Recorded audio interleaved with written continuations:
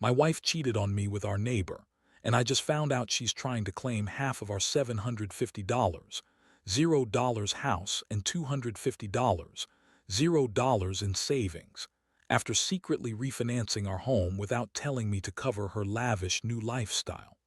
I never thought I'd be the guy sitting here, writing about how I caught my wife cheating on me with our neighbor, but here we are. The whole thing was like a bad movie, except it was real, and I was the sucker who didn't see it coming. It all started subtly, small things that I brushed off at first, but looking back, they were flashing neon signs.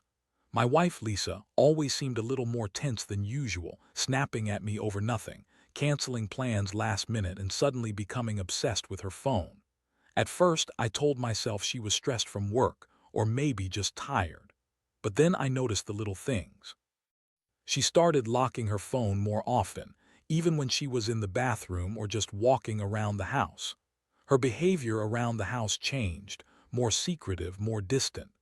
I'd catch her sneaking out to meet friends, or so she claimed, but I didn't buy it. And then there were the odd little lies, like she told me she was going shopping, but I'd find her car parked near the neighbor's house when I drove by unexpectedly. Small, suspicious details that I brushed off because I didn't want to believe my wife, the woman I married, was capable of cheating. It wasn't until I came home early one day from work that everything unraveled.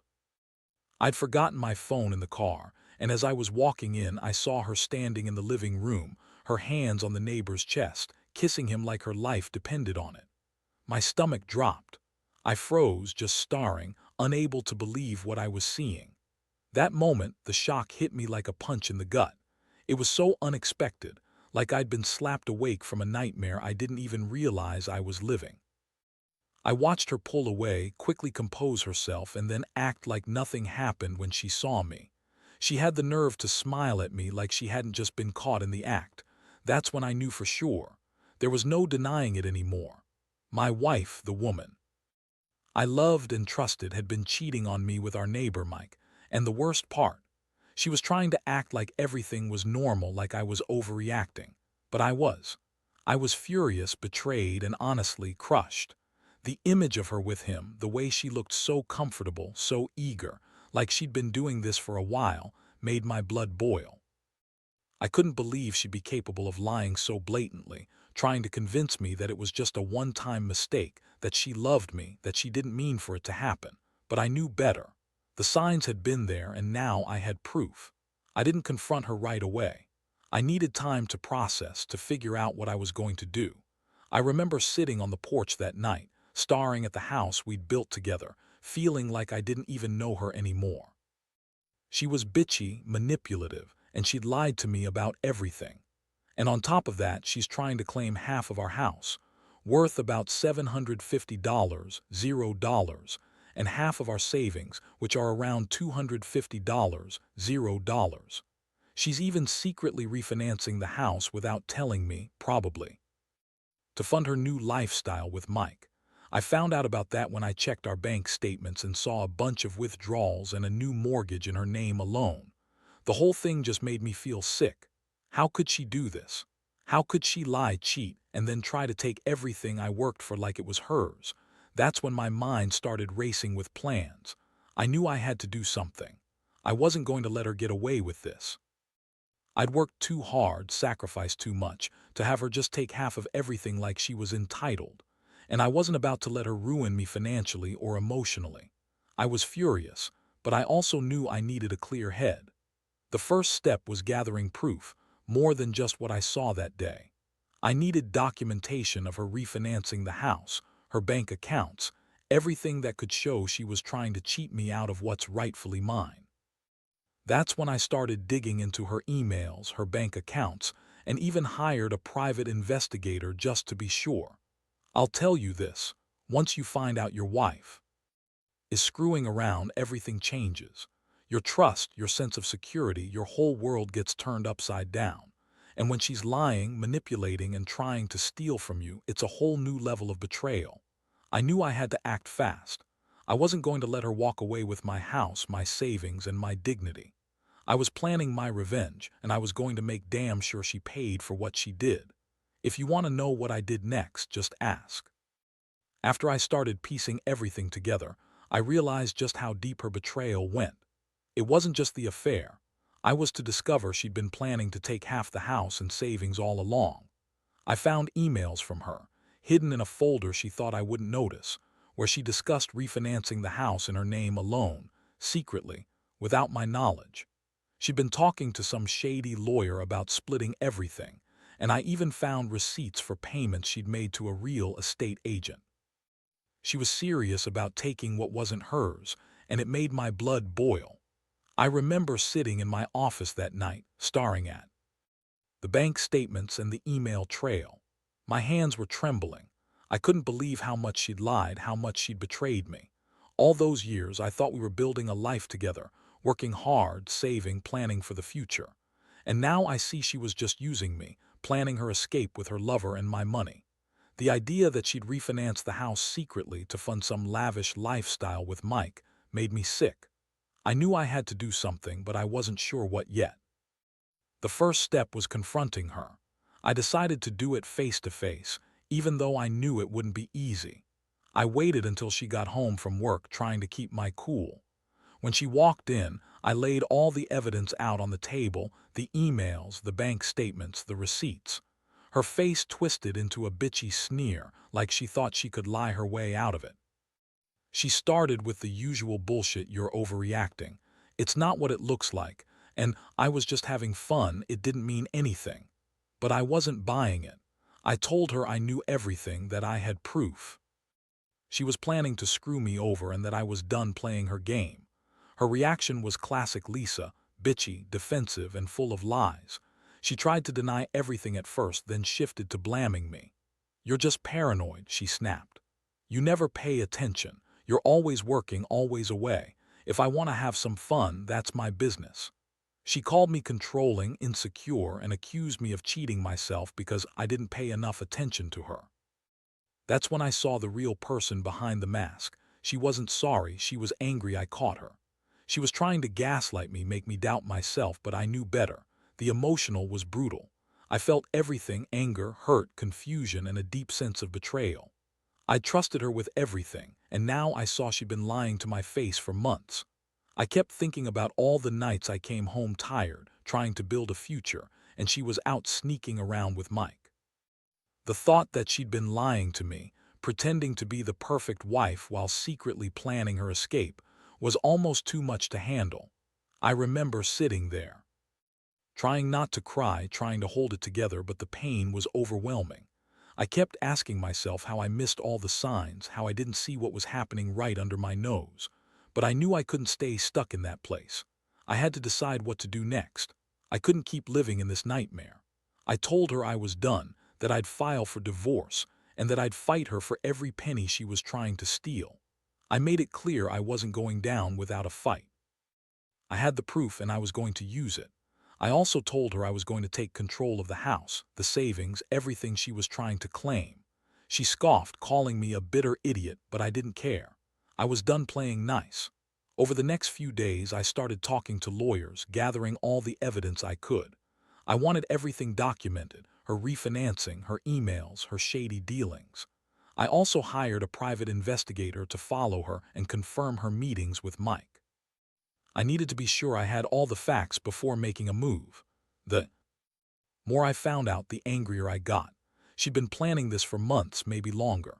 She thought she could outsmart me, drain my bank account, and walk away with my house. But I wasn't going to let her get away with it. I'd fought for everything I had, and I was ready to fight for what's rightfully mine. The thing that hit me hardest was the realization that she didn't care about us, about the vows we took. She was just using me, using the house, our savings, everything. And now she was trying to take it all, claiming she deserved half because she was my wife. That's when I knew I had to stand up, not just for myself but for what's right. I wasn't going to let her ruin me or take my house without a fight. I decided I'd do whatever it took to protect what I'd built, even if it meant going to war with her. If you want to know how I executed my plan, just ask. Once I had all the evidence laid out and the legal groundwork in motion, I knew I had to act fast. Lisa, of course, was still insisting that I was overreacting, that she loved me, and that I was just paranoid. But I saw through her bullshit now. She was trying to gaslight me, make me doubt myself, but I wasn't falling for it anymore. I'd seen too much, uncovered too many lies. The plan was simple. I was going to fight her for what's mine, and I was going to make her regret ever crossing me. I met with a lawyer I'd found through a friend who specializes in divorce and property disputes. I laid everything out: her secret refinancing, the emails, the bank statements, her plans to claim half the house and savings. The lawyer, a sharp guy named Mark, looked over everything carefully. He told me I had a strong case, especially because I had proof of her refinancing without my knowledge. That was a huge red flag, and it gave me leverage. Mark advised me to file for divorce and also to prepare for a contested property settlement. He warned me Lisa might try to spin things, but with the evidence I had, I'd be in a good position. While I was preparing for the legal battle, I also decided to dig deeper into her finances. I hired a private investigator, someone I found through a trusted contact. The pie followed her for a few days, and what he uncovered was even worse. Lisa was meeting with Mike almost every other day, sometimes late at night. They'd been planning their new life together, and she was using the refinance money to fund her lifestyle: fancy dinners, shopping sprees, even a new car. The pie also found out she'd been withdrawing large sums from our joint account, trying to hide the money she was funneling into her new life. All of this was solid evidence that she was actively trying to cheat me out of my fair share. Meanwhile, Lisa kept up her act. She'd come home pretending everything was normal, acting like I was overreacting, calling me insecure. She'd even try to gaslight me, saying I was imagining things or that I was jealous. But I knew better now. I could see her desperation, her lies slipping through every word. She was trying to keep her story straight, but I had her dead to rights. I didn't want to just divorce her. I wanted her to pay for what she'd done. I wanted her to understand that betrayal has consequences. So I prepared to confront her again, this time with everything laid out in black and white. I called her into the living room one evening, handed her a folder with all the evidence: emails, receipts, bank statements, the pie's report. Her face turned pale when she saw everything. She tried to deny it, claiming it was all a misunderstanding, that she loved me and was just stressed. But I cut her off. I told her I knew she'd been cheating, refinancing the house secretly and plotting to steal half of everything we had. I told her I wasn't going to let her get away with it. Her reaction was classic Lisa: bitchy, defiant, full of venom. She yelled that I was controlling, that I didn't understand her needs, and that she deserved half because she was my wife. She tried to turn it around, saying I was the one who was unfaithful or distant, but I didn't buy her lies anymore. I told her she was a liar, a cheater, and a thief. I also made it clear that I was going to fight her in court, that I'd do everything in my power to stop her from taking what she hadn't earned. That night I felt a strange mix of relief and anger. Relief because I finally had proof, and anger because I'd been so blind for so long. How could she do this? How could she lie and cheat and try to steal from me after everything? It was a brutal awakening, but I knew I had to stay strong. I'd been betrayed, yes, but I was also going to stand my ground. I wasn't going to let her walk away with half of my house and savings just because she decided she was entitled. In the coming days, I moved forward with the divorce, filing the paperwork and notifying her that I was contesting her claims. I also sent a cease and desist letter to her lawyer, warning her not to make any moves to transfer or refinance the house without my consent. I wanted her to know I wasn't backing down. I was prepared to go to court, to fight for my rights, and to expose every lie she'd told. I knew this wasn't going to be easy, but I was done being the victim. This was about standing up for myself, and I was ready to see it through. The whole process was exhausting. Every day brought new surprises, more lies, more attempts to manipulate the situation. Lisa tried to guilt-trip me, claiming I was ruining her life, that she'd be homeless without the house, even though I knew she'd been planning her escape for months. But I also realized something important. I'd learned who she really was. All the pretty words, the fake smiles, they were just masks. Underneath, she was selfish, manipulative, and willing to do whatever it took to get what she wanted. I kept my head down, focused on the legal battle ahead, making sure I had everything documented. I knew I wasn't just fighting for the house or the savings. I was fighting for my dignity, my future, and to make sure she didn't get away with her lies. I'd been betrayed in the worst way possible, but I wasn't going to let that define me. I was going to come out of this stronger, whether I ended up divorced or not. I just knew I couldn't trust her anymore, and I'd never let her do this to me again. The legal process moved faster than I expected, and honestly, I was relieved to see her scrambling. Lisa's confidence had started to crack. I could tell she was panicking, realizing that I wasn't going to roll over and accept her stealing half of everything we'd built. She tried to spin her narrative, claiming she was just trying to make things work, that she'd never meant to hurt me, and that the refinancing was just a mistake she made out of desperation. Yeah, right. I saw right through her bullshit now. She was trying to save her ass, but the evidence was too damning. I remember the day I served her the divorce papers. She was home, sipping wine, acting all innocent. When I handed her the documents, her face twisted into that familiar bitchy sneer. She started yelling, calling me controlling, paranoid, and accused me of cheating, trying to turn the tables on me. But I stayed calm. I told her I had everything documented, that I wasn't going to let her get away with her scheme, and that I was prepared to fight for every penny. I told her she could try to lie her way out of it, but the truth was on my side. Her reaction was classic Lisa, defensive, angry, full of venom. She yelled that I was ruining her life, that I was just jealous of her freedom, and that she deserved half because she was my wife. She even tried to claim that I'd been neglecting her, that I hadn't been paying enough attention. But I knew better. I knew she'd been planning this for months, secretly refinancing the house, siphoning money, meeting with Mike behind my back. Her lies just made me more determined to see this through. Meanwhile, I had everything prepared. My lawyer filed the divorce, and we moved to freeze her access to our joint accounts. I also initiated a lien on the house, preventing her from refinancing or selling it without my consent. I had the evidence of her refinancing, done without my knowledge, and her secret meetings with Mike. I wanted her to feel the pressure, to realize that I wasn't going to let her walk away with my house and savings just because she wanted to start a new life with her lover. The hardest part was the emotional toll. Every time I saw her, I felt a mixture of anger and sadness. I'd trusted her, loved her. And now I was fighting her in court. It hit me hard, how someone I'd given everything to could turn around and try to steal from me, cheat on me, and lie so effortlessly. It was a brutal lesson in human nature, and I wondered how I'd missed all the signs. But I also knew I couldn't dwell on that. I had to focus on the facts, on winning this battle. Over the next few weeks, the court proceedings kicked into gear. Lisa hired her own lawyer, who tried to argue that she was entitled to half the house because she was my wife. But I had the evidence, proof of her refinancing, her secret meetings, her plans to claim everything. The judge saw through her lies quickly. It was clear she was trying to manipulate the system, but I had the facts on my side. I remember feeling a strange mixture of relief and rage.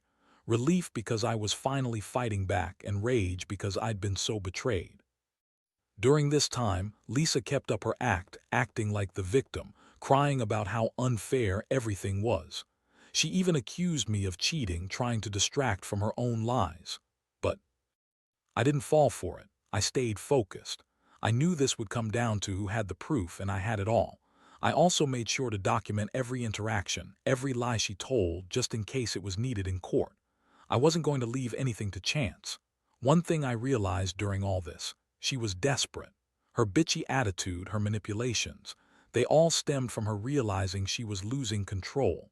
She thought she could just lie, cheat, and steal her way out of it. But she underestimated me. I was prepared to fight her with everything I had. This wasn't just about the house or the money anymore. It was about setting the record straight, about making her understand that you can't just screw people over and get away with it. In the end, I knew I had the law on my side. The evidence was overwhelming. My lawyer told me that, based on everything, I'd have a very strong case to keep the house and the savings. I was ready for the final battle. I wanted her to feel the weight of her actions, to understand that betrayal has consequences. I'd been hurt. Yes, but I was also determined. This was my life, my future, and I wasn't going to let her ruin it just because she was bored with her marriage and wanted to chase some new, shiny thing. If you want to hear how I finally confronted her in court or what happened next, just ask. The court date finally arrived, and I was nervous but confident. I had everything laid out. Every email, every bank statement, every shady transaction, including the refinancing and her secret meetings with Mike. I knew she was going to try to spin her story, but I also knew I had the proof to shut her down. Lisa, of course, showed up dressed to look like she was the victim. Bitchy smirk, fake tears, the whole act. She tried to play the poor me card, claiming she was just trying to make a better life for herself, that I'd been distant, that she deserved half because she was my wife. The judge listened patiently, flipping through the evidence I had submitted. When Lisa's lawyer tried to argue that she was entitled to half the house because of her contributions, I interrupted. I laid out the facts. How? She had secretly refinanced the house without my consent, how she'd been planning to take everything I worked for, and how she'd been meeting with Mike behind my back. I presented the Pie's report, showing her meetings and the money she'd been funneling into her new lifestyle. It was clear she was trying to manipulate the system, but the judge wasn't buying her act. The moment I saw her face when the judge ruled in my favor, I knew I'd won. She looked genuinely stunned, like she thought she could just lie her way out of everything. But the evidence was too strong. The judge ordered her to pay back the refinance money she'd taken and awarded me full control of the house. She was furious, screaming that I was ruining her life, but I didn't care. I felt a strange sense of relief, like a massive weight had been lifted off my shoulders. The judge also ordered her to surrender all claims to the savings and to pay me damages for the financial deceit. I remember feeling a mix of satisfaction and anger. Satisfaction because I'd fought for what was rightfully mine, and anger because she'd tried to steal everything. From me, my house, my savings, my trust. She had tried to manipulate the legal system, but I'd outsmarted her. I knew I'd be better off without her, and I was finally free from the nightmare she'd created. After the court hearing, Lisa stormed out, still yelling and calling me names. But I stayed behind, feeling a strange calm. I knew I'd done the right thing, that I'd protected myself and my future. The whole experience was a brutal lesson about trust, about human nature, and about the importance of standing up for yourself. I realized that sometimes people you think you know can turn out to be complete strangers when it comes to money and loyalty. In the days that followed, I started the process of rebuilding my life. I moved out of the house for now, finding a small apartment where I could breathe again. I cut ties with Lisa completely. No more calls, no more texts, no more lies. I also made sure to secure my financial future, changing passwords, closing accounts she had access to, and making sure she couldn't siphon off any more money or try to reopen the case. I learned a lot from this, about the importance of documentation, about being vigilant, and about not trusting blindly. Looking back, I feel a mixture of anger and relief. Anger at her betrayal, but relief that I finally took control. I've learned that trust is fragile, and sometimes people hide who they really are until it's too late. I've also learned that standing up for yourself, even in the face of betrayal, is the only way to come out ahead. I don't regret loving her. I regret trusting her blindly. But I do regret not seeing the signs sooner. Now I'm focused on rebuilding my life, one step at a time. I've started therapy, working through the emotional fallout. I've also become more cautious, more aware of what people are capable of when they think they can get away with it. If there's one thing I want anyone reading this to understand, it's this. Never ignore the red flags. And when someone betrays you, don't be afraid to fight for what's rightfully yours. Because in the end, nobody will do it for you. If you want to know how I'm doing now or what I've learned from all this, just ask. It's been a few months since everything went down, and honestly, I feel a lot calmer now. The anger has started to fade, replaced by a sense of relief and a cautious optimism. I never thought I'd find myself in this position, fighting for my home, my money, my dignity, but I did it. I stood up to her and I won. That realization has been a huge weight off my shoulders. I don't wake up every day feeling like I've been punched in the gut anymore. Looking back, I see how much I learned through all this. Trust is a fragile thing, and I was blind to how easily it can be broken. I also learned that you can't ignore the signs of betrayal, no matter how much you love someone. The lies, the secret meetings, the refinancing, all of it was right there if I'd only paid attention. But I was so caught up in the routine, in the idea of our future, that I missed the warning signs until it was almost too late. That's why I always tell people, pay attention to the little things. They're often the biggest indicators of what's really going on. The financial betrayal hit me hardest. She'd been secretly refinancing the house, draining our savings and planning her escape while I was working late or doing my best to build a life. That level of deception cuts deep. It's one thing to cheat emotionally, but to manipulate the finances, especially to try to take everything you've worked for, it's a special kind of betrayal. I'm glad I caught her in time and fought back. It taught me that protecting your assets and documenting everything isn't just smart, it's essential. I also realized how important it is to stand your ground. Lisa thought she could manipulate the system, lie her way out and walk away with half my house and savings, but I refused to let her. I gathered the evidence, hired the right people, and fought for what was mine. That sense of standing up for myself, even against someone I once loved, gave me a new kind of strength. It's a lesson I'll carry forever. Never let anyone take advantage of your trust or your hard work. Now, I'm slowly healing. I've started dating again, cautiously, but I'm not rushing into anything. I've learned that I need to rebuild my trust in people, especially in relationships. But I also know I'm stronger now, more aware, more cautious, and more determined to protect myself. I don't regret loving Lisa, but I do regret not seeing the warning signs sooner. The experience has made me better, even if it was painful. Finally, I want anyone reading this to know that betrayal hurts, but it's not the end. You can come out of it stronger. Stand up for yourself, document everything, and don't be afraid to fight for what's rightfully yours. Sometimes it's the hardest battles that teach us the most about who we really are. And in the end, I've learned that my worth isn't defined by someone else's lies or betrayal. It's about how I pick myself up and move forward. So, yeah, that's my story. It's been a wild ride, but I'm moving forward, wiser, tougher, and more cautious than ever. And if there's one thing I want everyone to take away from it, it's that trusting the wrong person can hurt, but standing your ground and fighting for what's right will always be worth it.